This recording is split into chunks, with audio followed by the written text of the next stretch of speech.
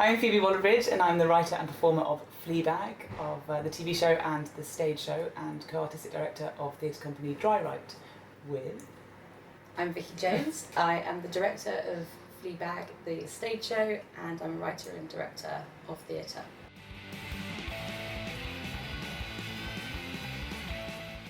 Oh, amazing! Yeah, it's been exciting.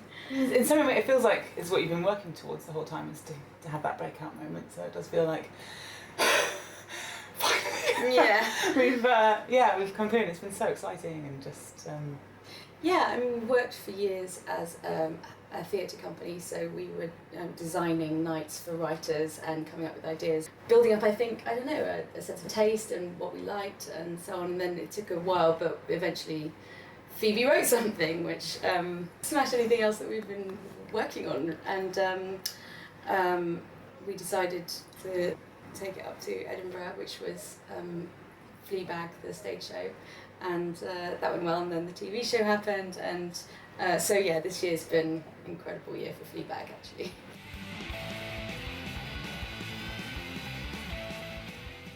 It started as a challenge for another night of short plays, and I wrote this 10-minute version of it, and I guess that's where the concept was first born, because it wasn't so much an idea of a play, it was more of a feeling of a character and the opportunity for me to say some of the things that I'd always wanted to say in front of an audience, and to play with a humour that we really respond to personally. And basically it was art, humour, and I basically wrote the first 10 minutes to make Vicky laugh. And Which did. And with Obviously. that being the goal, this character kind of came out.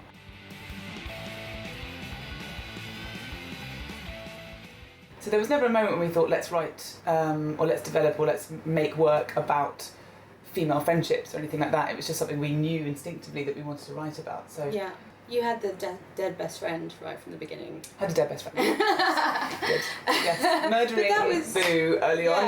That was about pushing the character to put her in a position where the worst thing could have happened to her that she could imagine, and it felt like those relationships, like in the TV show, you actually see that relationship between her and Boo.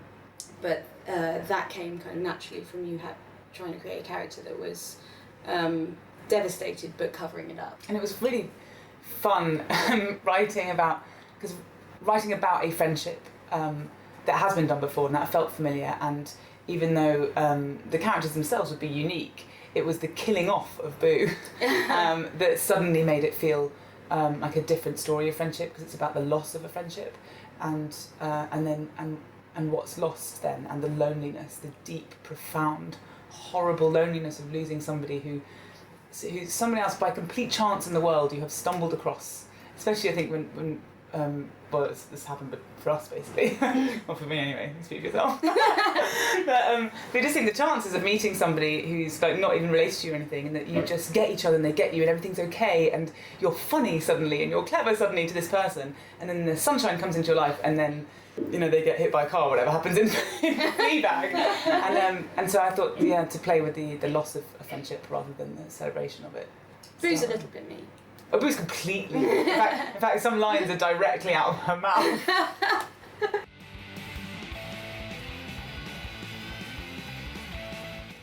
So when we met 9 or 10 years ago, I think that connection and that sort of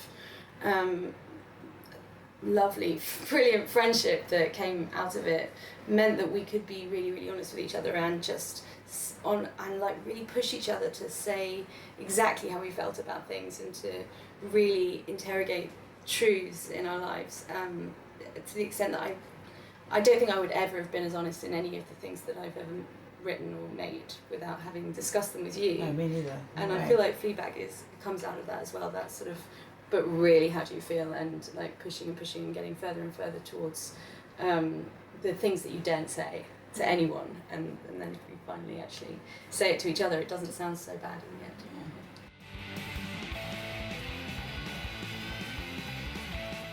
Every single part of writing that show, and the stage and TV, felt about finding those, I can't say that in proper theatre, it. You can't say that on proper TV. We both know it's true, but you can't say it. We know it's true, we know it's funny, but you can't do that. And then we just found this little bubble with the show, and Vicky was just like, do it, say it. And I was like, okay, I'm going And to. sometimes I'd be like, you can't, Yeah. and then you would. Yeah, whenever want she to panicked, more. I went, no, Yeah. of course I don't. But as long as it felt true and truthful to our experiences and to the experience of the character, that we thought it could go in. And in that way, it doesn't feel taboo to us because it feels very true. But that it ruffled feathers is very exciting. Trying to get a kind of Russian doll feeling about the whole thing. That it's a tragedy about family, friendship, and sisterhood. Just as you say, hidden in a comedy about sex and fun and girl about town. And it's like, you think that's what this is about? Yeah. Come on in. So, was the goal was to reel people in with that, and it's very satisfying when, especially when it was being marketed as well. People saying like, oh god, another show about girls doing things, as if it's like a passé thing now. And we were really excited when that response was happening, even when it was coming out, because we were like, yeah, I'm gonna make you feel things, you fucker.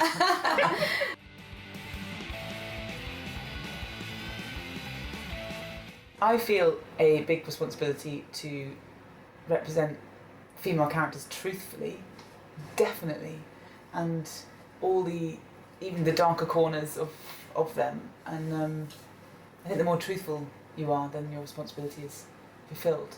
Yeah, I think as you grow up, you always feel like you want to talk to younger women about what is important in the end, and how it feels to be a bit older, and what stays with you and what doesn't, and that you're worth more than the media is telling you, so absolutely, I think you have to be responsible for all of those things in everything that you say and make, but at the same time, it's okay to make lots of things and to talk in lots of different ways, and we just need more women talking about everything, really. I think there's not enough